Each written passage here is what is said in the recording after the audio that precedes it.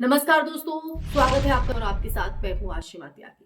दोस्तों, आज एक बार फिर से महत्वपूर्ण मुद्दे पर हम बात करने जा रहे हैं जो सच आपको जानना जरूरी है। तो आज हम एक ऐसा ही संवाद फिर से साधेंगे इस मुद्दे के साथ। तो दोस्तों, मुद्दा आज का है देहरादून। देहरादून की सड़कों पर आज जो शोर है वो किसी राजनीतिक रैली का नहीं बल्कि टूटे हुए भरोसे की चीख है। ये शोर उस सवाल का है जो हर आम नागरिक के दिल में गूंज रहा है।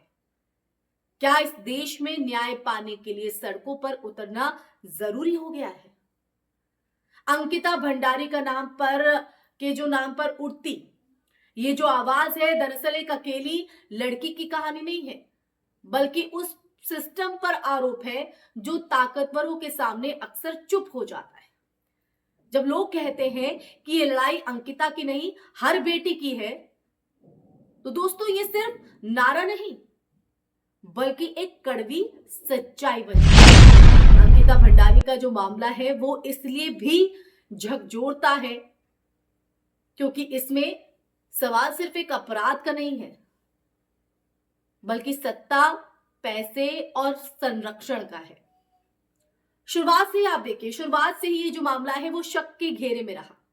जांच की रफ्तार, धाराओं का चयन और आरोपियों के रसूख से जुड़े तथ्य लगातार जनता के मन में संदेह पैदा करते रहे। और यही वजह है कि देहरादून में उमड़ी भीड़ सिर्फ न्याय की मांग नहीं कर रही बल्कि ये पूछ रही है कि क्या कानून सबके लिए बराबर है या कुछ लोग उससे ऊपर है। प्रदर्शनकारियों की जो भीड़ के सामने भारी पुलिस बल की तैनाती एक अलग ही कहानी जो है वो कहती है। सवाल यह है कि पुलिस किससे डर रही है, भीड़ से या सच से? लोकतंत्र में शांतिपूर्ण प्रदर्शन कोई अपराध नहीं होता, लेकिन जब हर आवाज को कानून व्यवस्था के नाम पर दबाने की कोशिश होती है तो यह संदेश जाता है कि सत्ता को न्याय से ज्यादा अपनी छवि की चिंता है। लाठी, बैरिकेड और धारा 144 से इंसाफ की मांग को कुचला नहीं जा सकता। यह मामला उत्तराखंड तक सीमित नहीं है।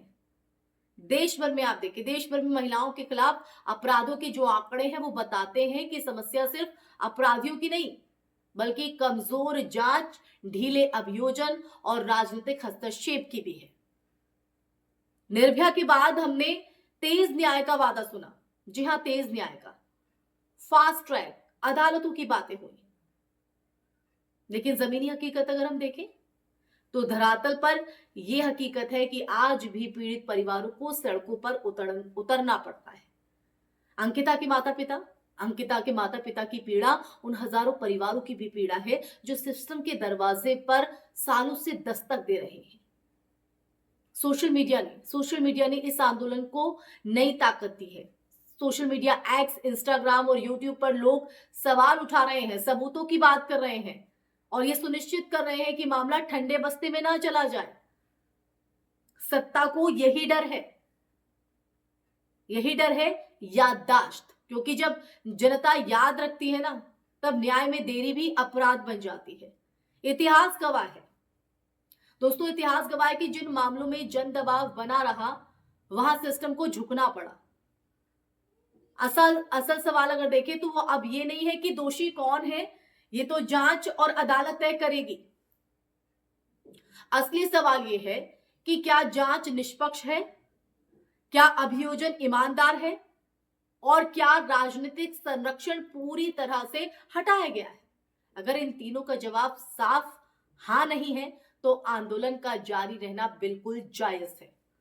लोकतंत्र में सवाल पूछना देशद्रोह नहीं बल्कि नागरिक कर्तव्य है। आज देहरादून की सड़कों पर खड़ी भीड़ आने वाले कल की चेतावनी है। ये चेतावनी उन सभी सरकारों के लिए है जो ये मान बैठी हैं या मान बैठती हैं कि समय के साथ गुस्सा ठंडा हो जाएगा। नहीं, जब बात बेटियों की सुरक्षा की हो तो समय जख्म भरता नहीं बल्कि उसे और गहरा कर देता है। जी हां, और गहरा कर देता। और अंकिता भंडारी केस में यही जो है वो शुरुआत से नजर आया। और आज फिर एक बार उत्तराखंड की सड़कें अंकिता भंडारी के इंसाफ के लिए और इसके जरिए हर बेटी के इंसाफ के लिए, उसकी सुरक्षा की गुहार लगा रही। तो क्या गलत है इसमें? अपनी आवाज उठा रही है। तो इसीलिए दोस्तों, आज देहरादून की सड़कों पर खड़ी भीड़ आने वाली कल के लिए कहीं ना कहीं हमें जागरूक करती है। उन सभी सरकारों के लिए भी एक चेतावनी के तौर पर इसे देखा जाएगा कि जो ये मान बैठते हैं कि समय के साथ गुस्सा ठंडा हो जाएगा और जनता वापस अपनी रोजमर्रा की जिंदगी में व्यस्त हो जाएगी। बात बेटियों की सुरक्षा की है। तो अंत में आज की चर्चा में सिर्फ इतना ही दोस्तों, कि अंकिता भंडारी को न्याय मिलना एक केस का फैसला नहीं होगा, एक केस का फैसला नहीं, बल्कि ये भी तय करेगा कि इस देश में एक आम लड़की की जिंदगी की जो कीमत है वो क्या है।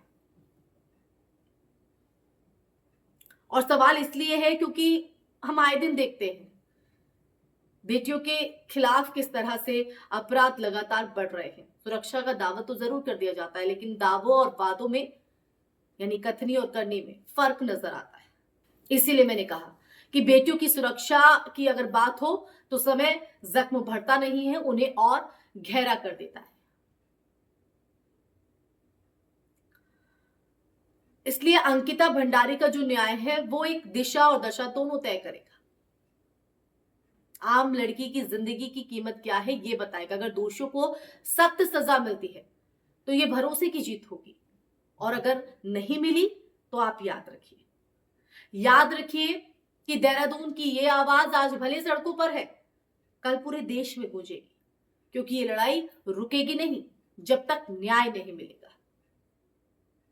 इसी के साथ इस चर्चा में फिलहाल के लिए बस इतना ही दोस्तों। इस चर्चा को सुनने के बाद आपके मन में क्या विचार है, क्या सवाल है, साथ ही आप मेरी बात से कितना इत्तेफाक रखते हैं, कमेंट सेक्शन में कमेंट करके जरूर बताइएगा। फिर हाजिर होंगी ऐसे ही सच का संवाद लेकर। तब तक के लिए अपना ख्याल रखिए।